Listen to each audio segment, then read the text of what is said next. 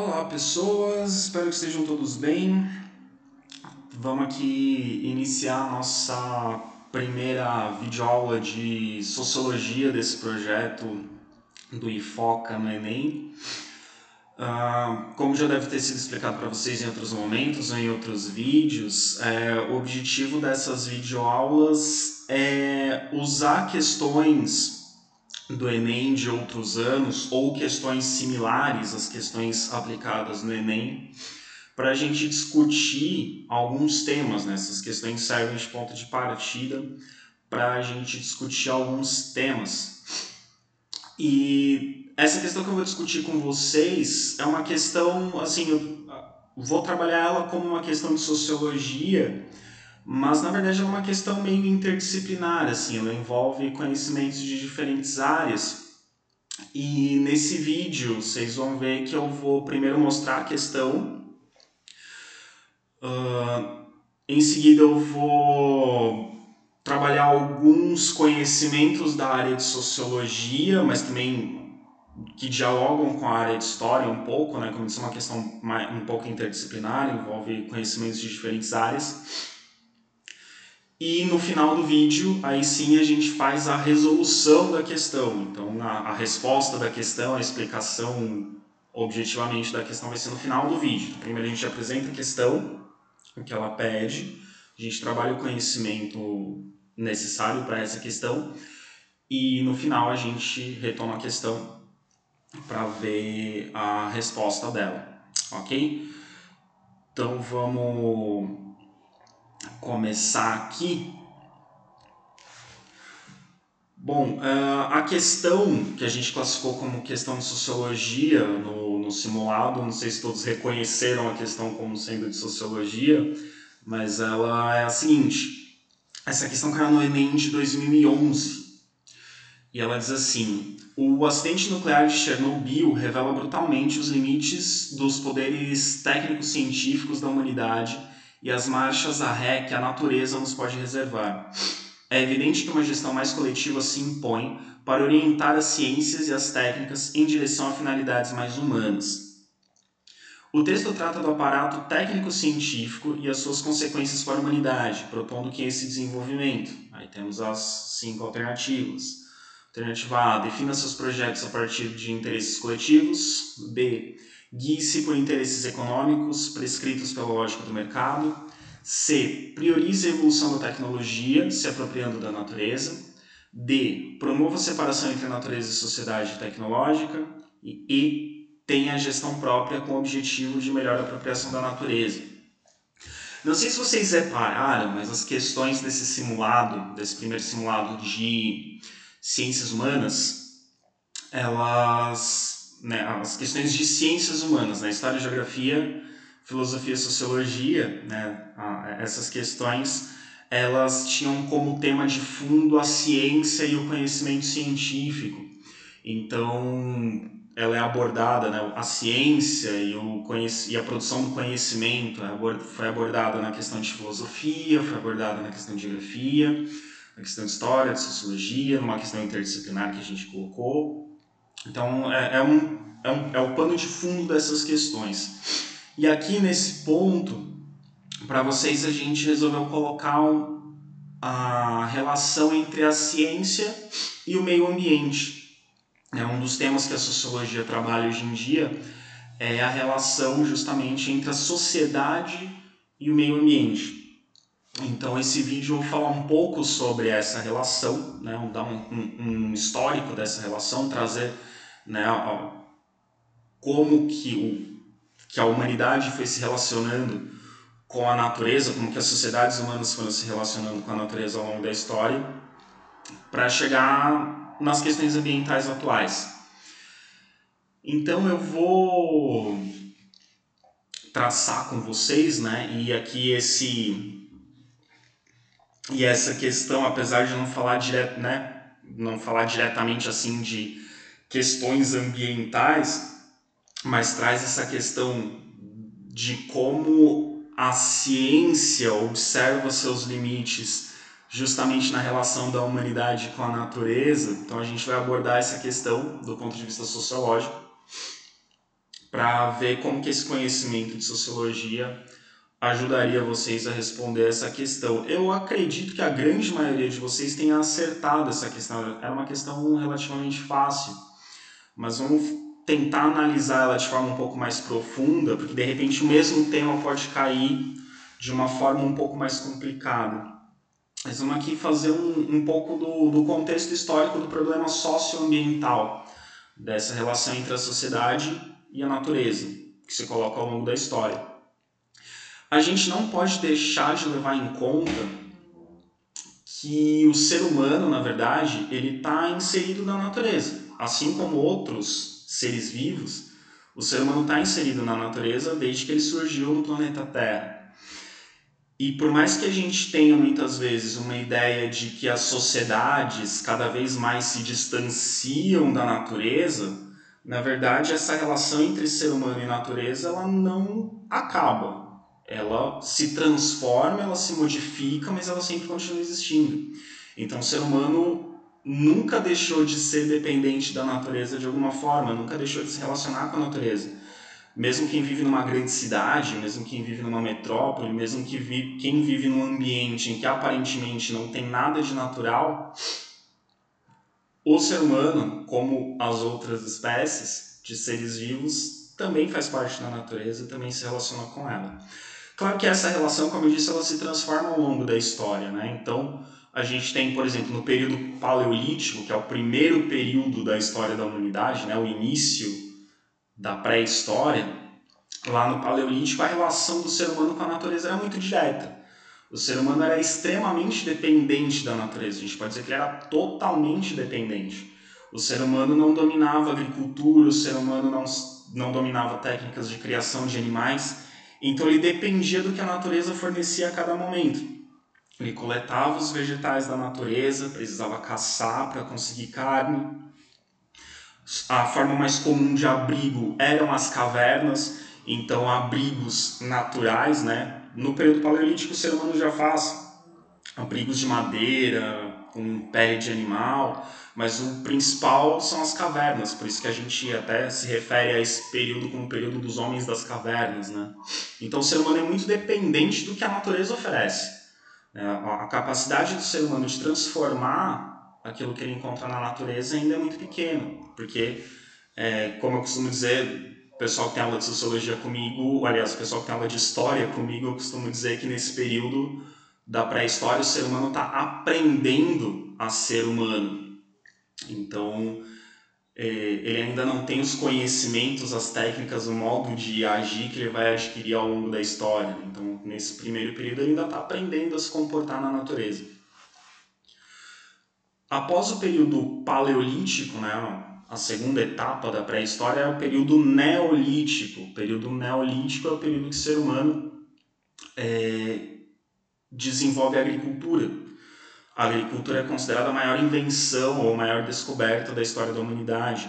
A agricultura permite que o ser humano se sedentarize, né? Ou seja, permite que o ser humano se fixe num determinado lugar. A partir do momento que o ser humano aprende a plantar, cultivar o próprio alimento, ele não precisa mais ficar mudando, ele deixa de ser sedentário, né? Ou seja, ele deixa de ficar mudando de local, procurando alimento, procurando melhores condições naturais. A agricultura é uma forma do ser humano interferir na natureza para que a natureza atenda às necessidades humanas, atenda às necessidades da população fixada num determinado lugar. E a partir da agricultura, né, o ser humano também começa a desenvolver outras técnicas de criação de animais, começa a desenvolver novas ferramentas, começa a desenvolver também outras formas de controlar os recursos naturais. A partir da agricultura, o ser humano vai mudando a sua relação com a natureza. Cada vez mais ele passa a ter conhecimentos que permitem que ele interfira na natureza, de modo que a natureza o favoreça, que a natureza sirva aos interesses e às necessidades dos seres humanos. Então ele vai transformando essa relação de total dependência para uma relação mais de interação, de interferir na natureza para que a natureza atenda às necessidades humanas. Quando a gente vai da passagem da pré-história para a história, né, do período neolítico para a antiguidade, ali na época que surgiu a escrita, entre 4.000 e 3.500 a.C., a gente tem ali o surgimento das primeiras cidades. Então a gente tem as primeiras grandes populações humanas reunidas num determinado lugar. Essas populações se concentram, primeiro por causa da agricultura, e segundo porque a agricultura gera necessidade de um trabalho coletivo. Então essas populações se juntam. E essas populações ficando cada vez maiores, o que eram antes acampamentos se tornam aldeias, que se tornam as primeiras cidades. E algumas das primeiras cidades das quais nós temos notícias surgiram ao sul da Mesopotâmia, né? E ali por volta de 4.000 a.C., entre 4.000 e 3.500 a.C. E o povo que criou algumas das primeiras cidades, algumas das cidades mais antigas das quais nós temos notícias, foram os sumérios. Os sumérios foram a primeira civilização da Mesopotâmia, né? Foi o primeiro povo a construir cidades. E a primeira cidade de que nós temos notícia, está indicada ali no mapa, é a cidade de Ur, que fica bem ao sul da Mesopotâmia. E foram os sumérios que, a partir da agricultura, foram os primeiros a produzirem excedentes agrícolas, ou seja, o primeiro povo a conseguir produzir mais alimento do que o necessário para o próprio consumo foram os sumérios. E essa produção de excedentes agrícolas é que vai dar origem ao comércio. Porque quando você produz mais do que você precisa, você tem uma reserva que você pode guardar para casos de necessidade ou que você pode usar para trocar por outro produto. Então, se você tem trigo sobrando e você tem, digamos, leite faltando, você pode trocar trigo, o seu trigo que está sobrando, com o leite que está sobrando em outra cidade, e de repente naquela outra cidade eles estão precisando de trigo e o leite está sobrando, então você faz essa troca, é daí que surge o comércio. E essa produção de excedentes ela vai se tornar uma prática cada vez mais comum para que essas populações tenham mercadorias que podem ser usadas como moeda de troca para conseguir outros produtos que eles não consigam produzir ali. Só que o que acontece? Essa produção de excedentes, lá no início da antiguidade, lá nas primeiras civilizações, já na época dos sumérios, também foi responsável pelos primeiros eventos dos quais nós temos notícias em que a ação humana sobre a natureza causou um problema que levou à migração de populações. Ou seja, foi entre os sumérios que pela primeira vez uma determinada população usou de forma predatória os recursos naturais, destruiu os recursos naturais e precisou abandonar as terras que ocupavam. Então, não foi por motivos naturais que houve uma degradação, não foi uma seca natural, não foi um processo de erosão natural, mas devido à ação humana, as condições do solo naquele lugar ficaram deterioradas, a agricultura se tornou inviável e essa população precisou migrar. Antes migrava por conta do que a natureza oferecia. Agora, pela primeira vez, a gente tem a notícia, uma ação humana que degradou de tal forma aquele ambiente que ele se tornou ruim para a sobrevivência de populações humanas. Então percebam que praticamente desde o momento em que a humanidade aprende a lidar com a natureza, ela também tem que aprender a lidar com os problemas causados pelo mau uso de recursos naturais. Então, os problemas ambientais eles acompanham a humanidade praticamente desde o momento que a humanidade existe. Certo? Se a gente, assim, como é uma aula de sociologia, não é uma aula de história, a gente vai fazer alguns saltos na história, né? Nas aulas de história a gente não costuma fazer esses saltos, mas em sociologia, para comparar diferentes pontos de vista, a gente acaba fazendo isso. Saltando lá da Antiguidade Oriental para a Antiguidade Ocidental, a gente chega na Grécia Antiga, por volta de 2400 a.C., a gente tinha um dos vários grandes filósofos gregos, Platão. Ele já falava naquela época sobre o risco da erosão do solo provocada pelo excesso de pastagens e corte de árvores para obter lenha. Então, em 2400 a.C., a gente já tem um filósofo grego alertando para o risco da degradação do solo se tornar impróprio para a agricultura pelo excesso de pastagens, né, pelo desmatamento para criar pastos e desmatamento para obtenção de lenha, né? Então, a gente já tem, já na Grécia Antiga, alertas sobre riscos ambientais causados pelo mau uso de recursos naturais. Então, a gente tem já tem isso, né? Para vocês verem, não é algo que surgiu agora, né? Na Grécia Antiga já se falava sobre isso. No Império Romano, já um pouco depois, aí a gente já está na passagem do período antes de Cristo para o depois de Cristo, né? Ali a época de Cristo, estamos ali vivendo o Império Romano, os primeiros séculos depois de Cristo. A gente tem também problemas ambientais causados por uma utilização predatória de recursos naturais. A grande extração de madeira feita pelo Império Romano, utilizada na expansão do Império, então eles extraíam grandes quantidades de madeira das florestas próximas ao mar Mediterrâneo para construir, para fazer as suas grandes obras, para construir novas cidades, para construir novos templos, para construir as grandes arenas de espetáculos, né? Então, para as obras da expansão do Império, eles extraíram grande quantidade de madeira. E essa grande quantidade de madeira extraída fez com que houvesse uma redução muito grande das florestas próximas às costas do mar Mediterrâneo. Então a gente já tem uma alteração na paisagem mediterrânica causada pela atividade extrativista humana. Isso já na época do Império Romano. Então a gente tem um dos períodos de grande devastação de florestas, é justamente o período de expansão do Império Romano.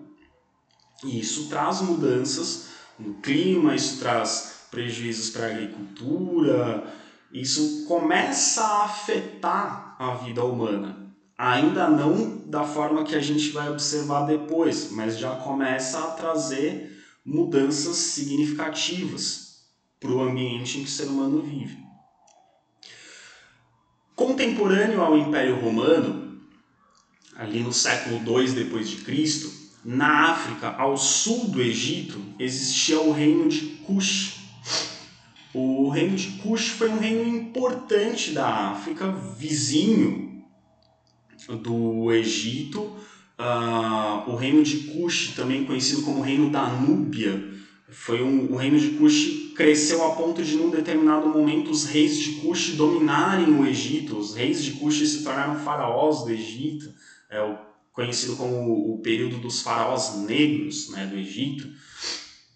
Então ali o reino de Kush foi um reino muito importante da África, que conviveu ali, teve uma relação importante com o Egito Antigo.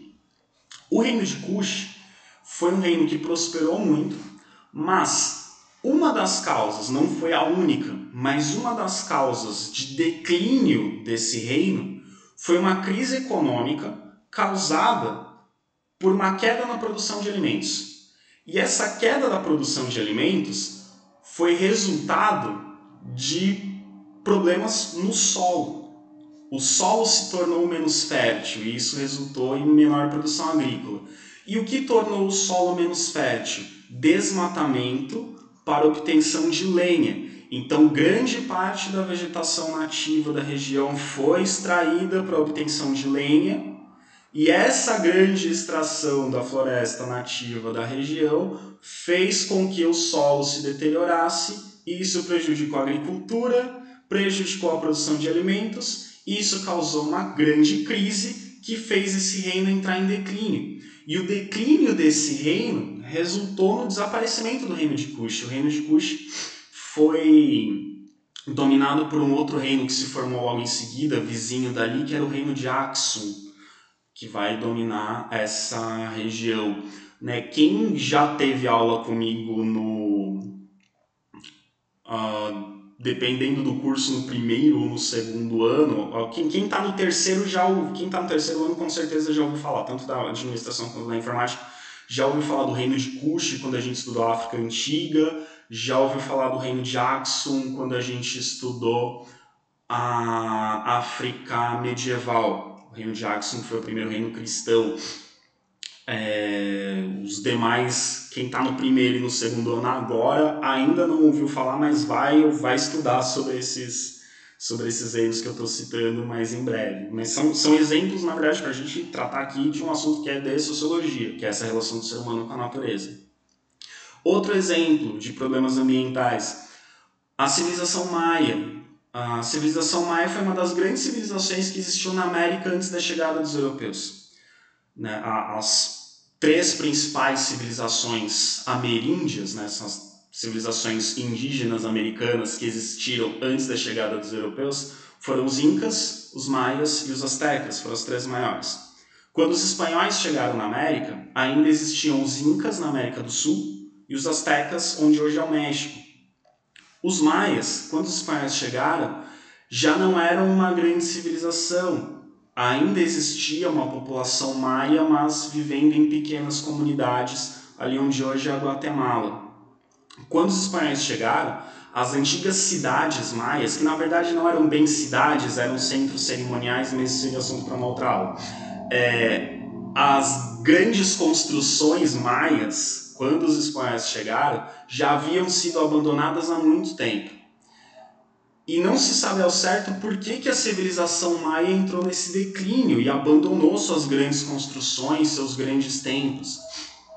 Mas uma das possíveis causas apontadas por pesquisadores é que a época de declínio da civilização maia coincide com uma época de grande desmatamento da região. Então acredita-se que um dos fatores que levou ao declínio da civilização maia foi justamente a degradação do solo causada pelo desmatamento. E essa degradação do solo causou problemas na agricultura, o que gerou escassez de alimentos, e a escassez de alimentos gera crise econômica, dificuldade de abastecimento, dificuldade de alimentação. A civilização entra em declínio. Então, mais uma grande civilização que entrou em declínio, entre outros motivos, por uma relação predatória com o meio ambiente. Aqui a gente tem, pessoal, falando na Idade Média, né, fazendo outro salto, voltando para a Europa, falando na Idade Média, a gente está comparando aí, de um lado da tela, Europa por volta do ano 900. Do outro lado, Europa por volta do ano 1900. Tudo que vocês estão vendo em escuro nesse mapa são florestas. Então percebam que do ano 900 para o ano 1900, em 1000 anos, houve um declínio imenso na cobertura florestal da Europa. A Europa tinha várias grandes e densas florestas, mas sobretudo durante a Baixa Idade Média, essas florestas foram dizimadas para a obtenção de lenha, para a construção de cidades, para a obtenção de recursos naturais, para abrir pastos, para abrir espaço para a agricultura.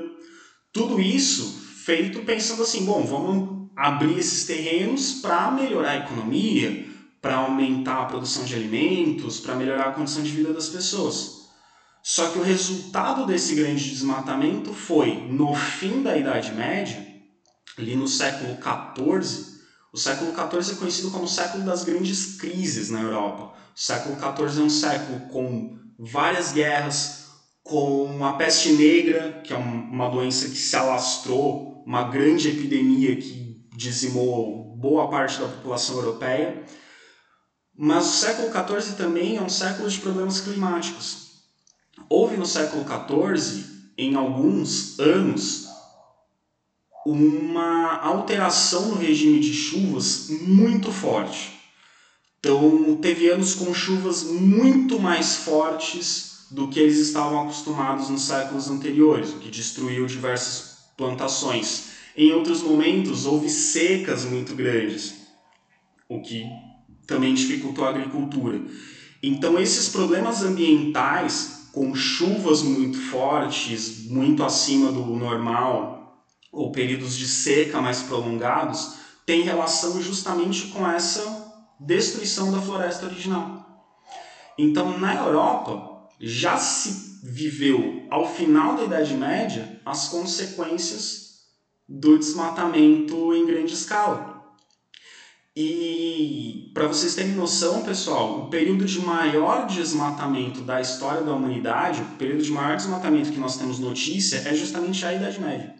Apesar do grande desmatamento que a gente vê hoje em dia, por exemplo, na floresta amazônica, o que aconteceu na Europa na Idade Média foi ainda pior. E isso trouxe consequências muito sérias. E o continente europeu sofreu muito com isso. Teve grandes crises, problemas sociais, problemas econômicos, por conta dessas alterações climáticas causadas pela destruição de recursos naturais.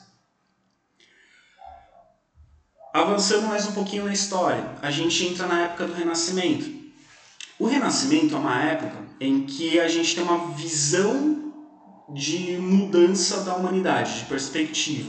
Até a Idade Média, a gente diz que predominantemente o ser humano tem uma visão teocêntrica, ou seja, enxerga Deus no centro de tudo. Tudo está relacionado com Deus. Então Deus é a medida, é o ponto de partida para se entender tudo. A partir do Renascimento, essa visão se transforma para uma visão antropocêntrica, ou seja, o ser humano é a medida de todas as coisas. O ser humano é o ponto de partida para se entender tudo. E acreditava-se que pela educação, o ser humano seria capaz de se desenvolver plenamente. E pela educação, se acreditava no Renascimento, o ser humano seria capaz de compreender a natureza e seria capaz de dominar a natureza. E a partir do momento que ele dominasse a natureza, ele seria capaz de controlar a natureza e se distanciar da natureza. Ou seja, no Renascimento se pensa o seguinte: quanto melhor a sua educação, quanto mais conhecimento você tem, menos selvagem você é. Ser selvagem é ser próximo da natureza, se parecer com um animal. Então a educação te afasta da natureza, a cultura te afasta da natureza. Você é capaz de dominar a natureza e se distanciar dela. Então, a partir do Renascimento, que a gente tem uma divisão muito clara entre o ser humano e natureza. Então, essa visão de que a cultura é uma coisa, a natureza é outra, uma coisa é o que o ser humano cria, outra coisa é o que a natureza cria, vem desse período. Então, é a partir desse período que a gente começa a ver uma separação entre ser humano e natureza. Avançando para o século XVIII, surge o Iluminismo. O Iluminismo, corrente filosófica, que entende que através da razão o ser humano é capaz de transformar a natureza. Então, ele amplifica a ideia renascentista do humanismo, do ser humano capaz de dominar a natureza. O Iluminismo entende que o ser humano é capaz de dominar e transformar a natureza. Ele é capaz de ter a natureza sob controle e fazer com que a natureza trabalhe a serviço dele. E essa separação entre cultural e natural, entre civilização e selvageria, civilizado é o que está distante da natureza, selvagem é o que está próximo da natureza. Essa divisão ela se torna ainda mais forte. Claro, no Iluminismo existem pensadores que vão defender que o ser humano se reaproxime da natureza, como por exemplo Jean-Jacques Rousseau, e isso vai ter alguma influência em alguns movimentos literários. Mas, de um modo geral, a ciência iluminista vê muito forte essa coisa do eu tenho que me separar da natureza para ser melhor do que ela. Eu tenho que enxergar a natureza como algo diferente para que eu tenha controle sobre ela. Então, uma separação entre o humano e o natural, como se fossem coisas diferentes. Quando a gente entra no século XVIII, ainda na época do Iluminismo, acontece a Revolução Industrial, e no século XIX a gente tem a Segunda Revolução Industrial. Então a gente tem esse período, das revoluções industriais, ou se a gente pensar, a gente também pode pensar a segunda revolução industrial como uma continuação da primeira. Só lembrando que tudo isso que eu estou falando de história, quem está no primeiro ou no segundo ano que não viu, tudo isso vocês vão ver nas aulas de história ao longo do segundo, do terceiro ano, tá? Isso é só um geralzão para vocês entenderem o contexto que a gente está trabalhando em sociologia.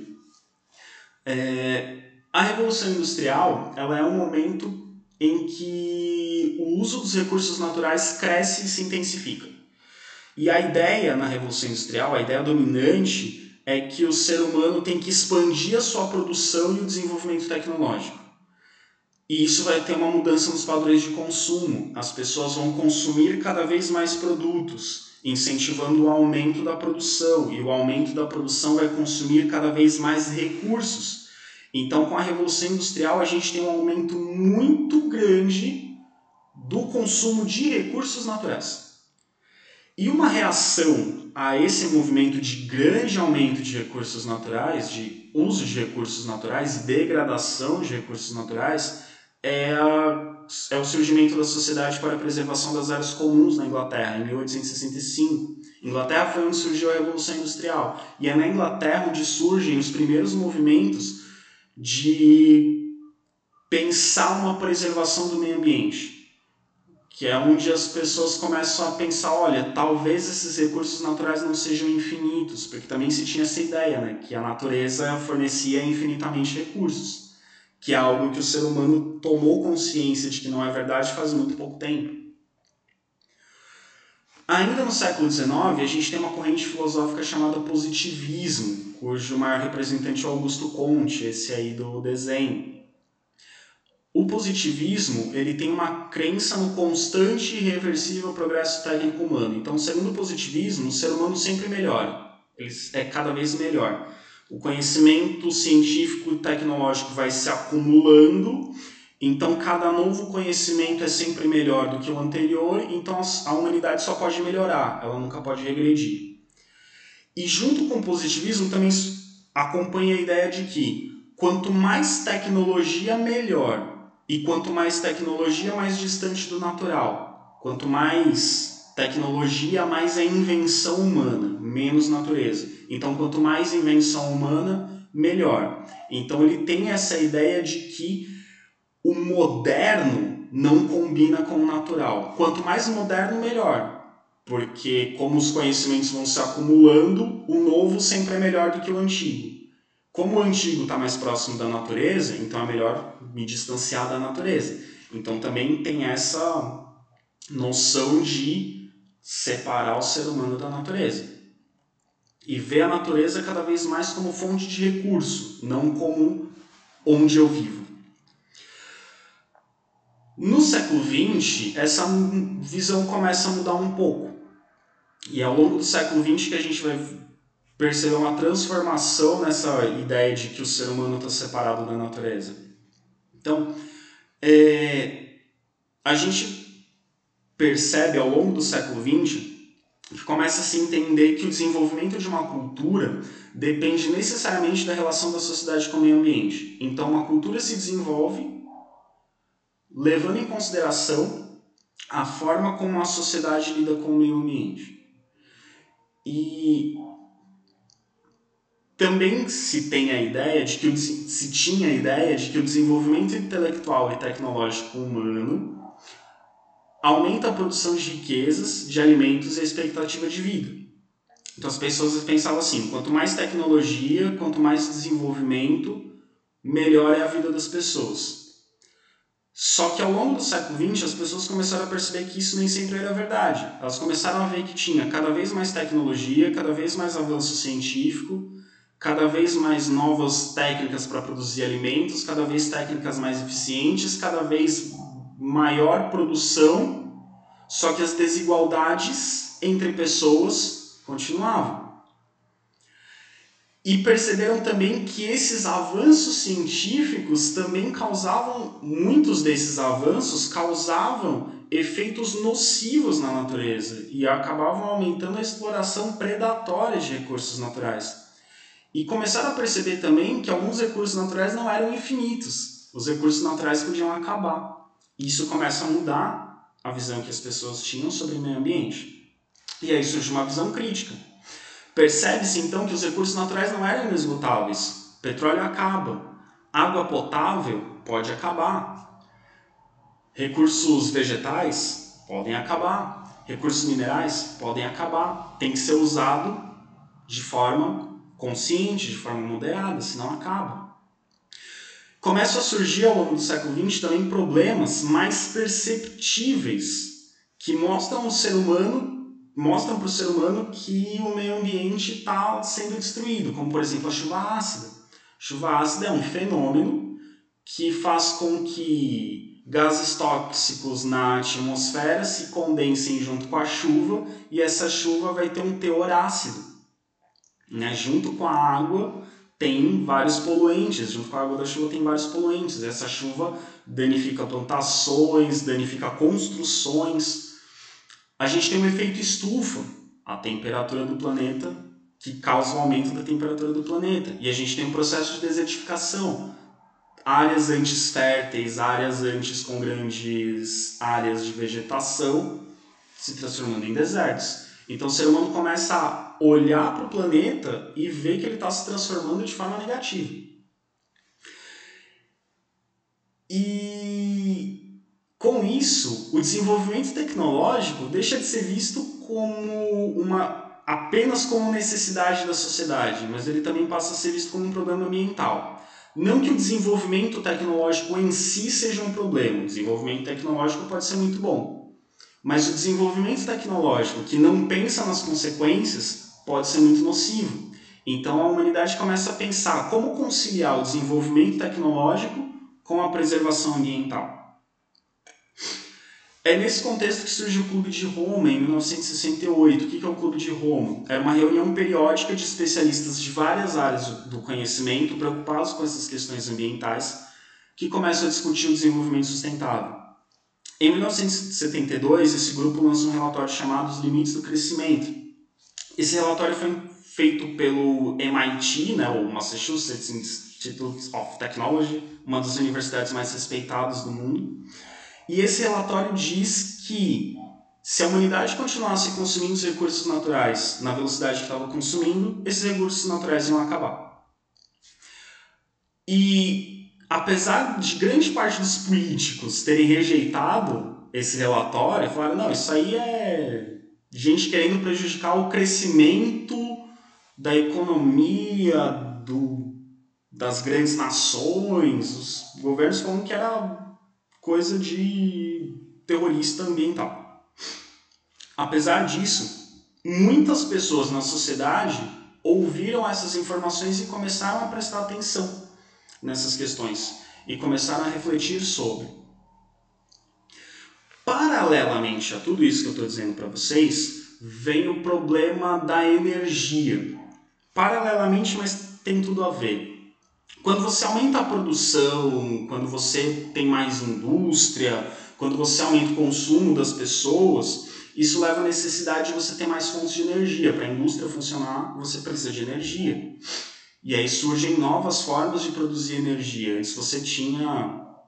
As energias usavam basicamente combustíveis fósseis como carvão, só que o carvão é muito poluente. Aí você tem combustíveis derivados do petróleo, que também são muito poluentes. E aí surge no século XX e descobre-se como utilizar a energia nuclear. A energia nuclear seria uma alternativa aos combustíveis fósseis, Era vista como uma energia mais limpa, porque não emite gases tóxicos na atmosfera.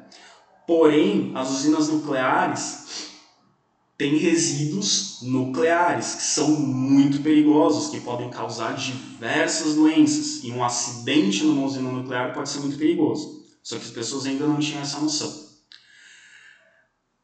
Elas começam a ter noção em 1979, quando uma usina norte-americana, na localidade de 3 Mile Island, tem um acidente. É um acidente relativamente... foi o acidente mais sério que existiu até então, mas nada comparável ao que viria a acontecer depois.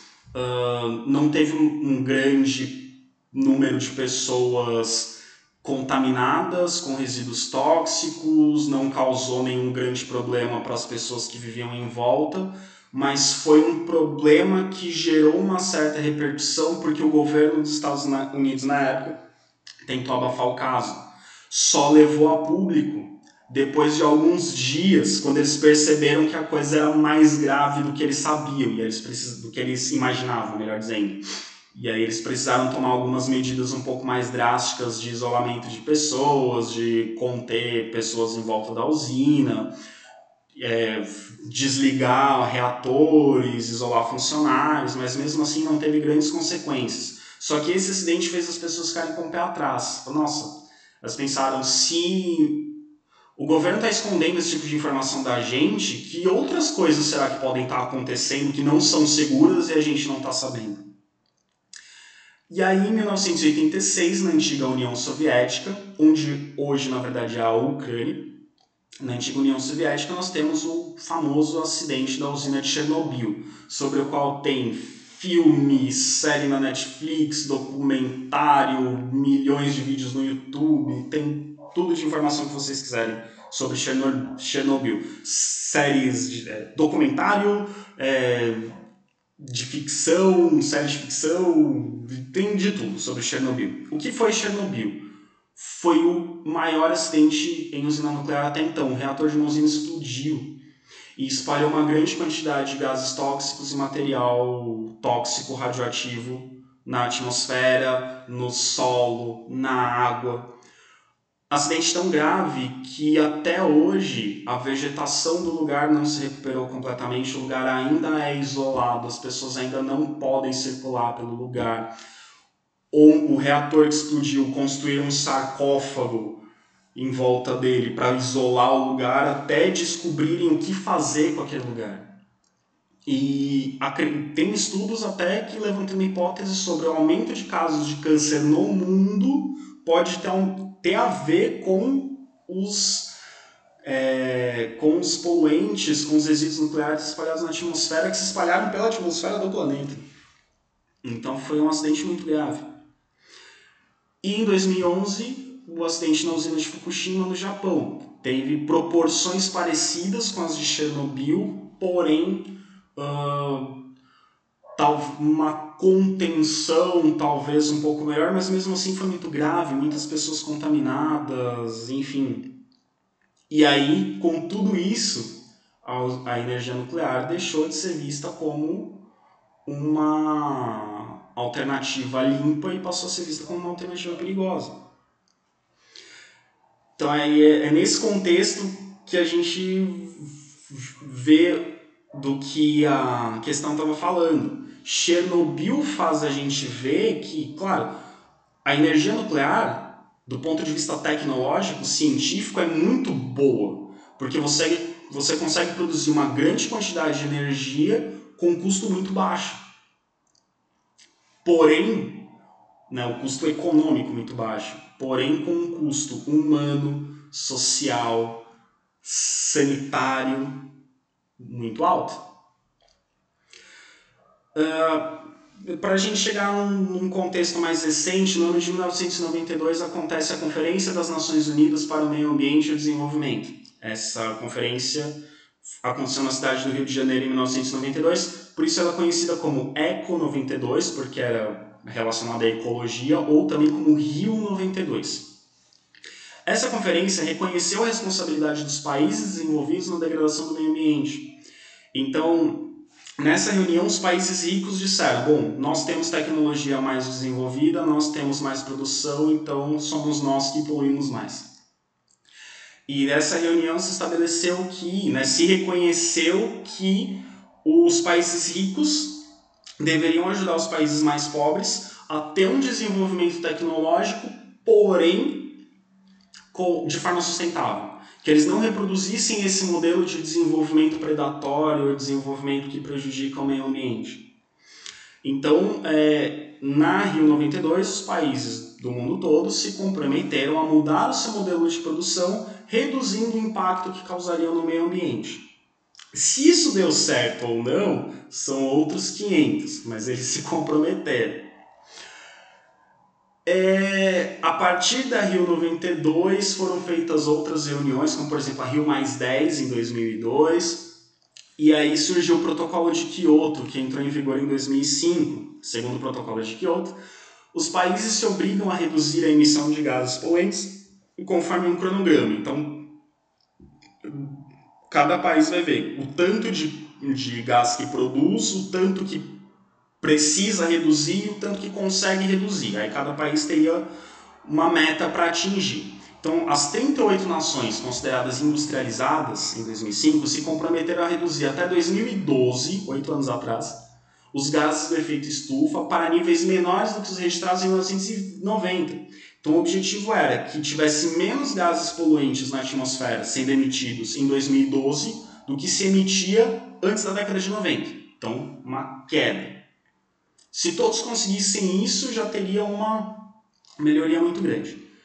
Só que surge nesse contexto os créditos de carbono. Resumindo de forma bem simples, espero que a professora Luiz não veja e não me mate por dar essa explicação, mas é uma explicação bem tosca, mas é só para resumir e caber no vídeo. O que são os créditos de carbono? Tem um país que emitia, digamos, 100, um número aleatório, 100 de gases, e ele precisava reduzir para 50. E tem um outro país que emitia 100, também precisava reduzir para 50. Só que esse segundo que precisava reduzir para 50, consegue reduzir para 40. Então ele tem 10 aqui de gás sobrando, digamos. Esse outro aqui que precisava reduzir para 50, não vai conseguir reduzir para 50. Vai conseguir reduzir só para 60. O que ele faz? Ele compra créditos de carbono do outro país. Então ele compra o direito, entre aspas, de poluir do outro país. Como esse aqui emitiu menos, esse aqui vai emitir mais e paga para o outro, e compra. Isso gera um problema, porque esses créditos de carbono têm a ver, por exemplo, com áreas florestais. Por que áreas florestais? Florestas consomem carbono e isso ajuda a diminuir a emissão de gases tóxicos. Então, áreas florestais viraram títulos financeiros comercializáveis. Então, os países comercializam áreas florestais, áreas de reflorestamento, créditos de carbono, e alguns países, ao invés de reduzirem sua emissão de gases, compram esses créditos de carbono para aumentar a sua produção de gases. Então, a gente não tem, na prática, essa redução dos níveis de carbono em todos os países. Tem países que estão reduzindo e reduzindo muito, mas tem outros países que não reduziram e até estão aumentando. Então, é algo a ser pensado e administrado no mundo atual. Voltando à questão, depois de tudo isso que a gente falou, vamos voltar para a questão, relendo a questão. O acidente nuclear de Chernobyl, que a gente viu agora há pouco, revela brutalmente os limites dos poderes técnicos científicos da humanidade e as marchas a ré que a natureza nos pode reservar. É evidente que uma gestão mais coletiva se impõe para orientar as ciências e as técnicas em direção a finalidades mais humanas. O texto trata do aparato técnico-científico e suas consequências para a humanidade, propondo que esse desenvolvimento, por interpretação de texto, pessoal, já daria para responder aqui, né? Que é a alternativa A. Defina seus projetos a partir dos interesses coletivos, que aqui no texto já fala, né? Uma gestão mais coletiva se impõe.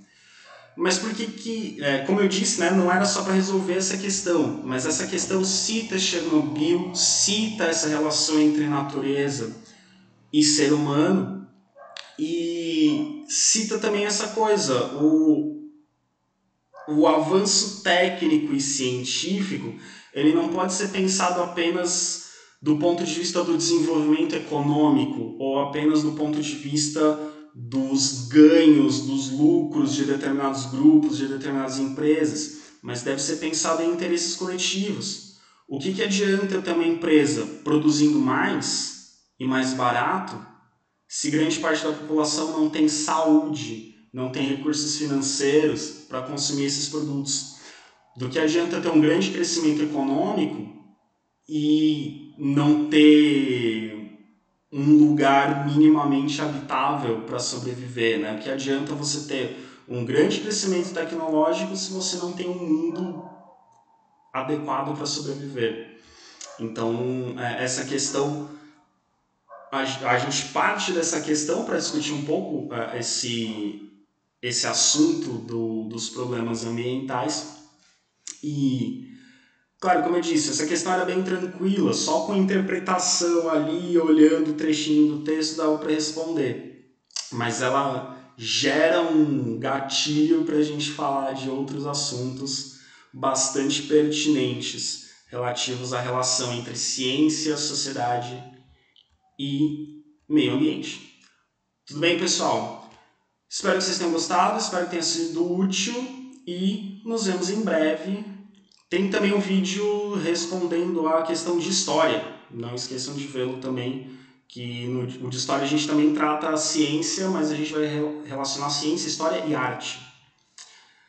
Abraço para vocês, até mais. E antes de encerrar, um agradecimento especial ao professor Marcelo, professor de filosofia, que me deu a dica de usar esse programinha aqui que eu fiz para aparecer minha cara para vocês. Não torna o vídeo mais atrativo, mas pelo menos vocês acho que dormem menos com a minha carinha aparecendo ali no canto. E dá até para colocar a foquinha aqui embaixo. Símbolo do IFOCA, que eu tenho muito carinho por esse mascote. Até mais, gente!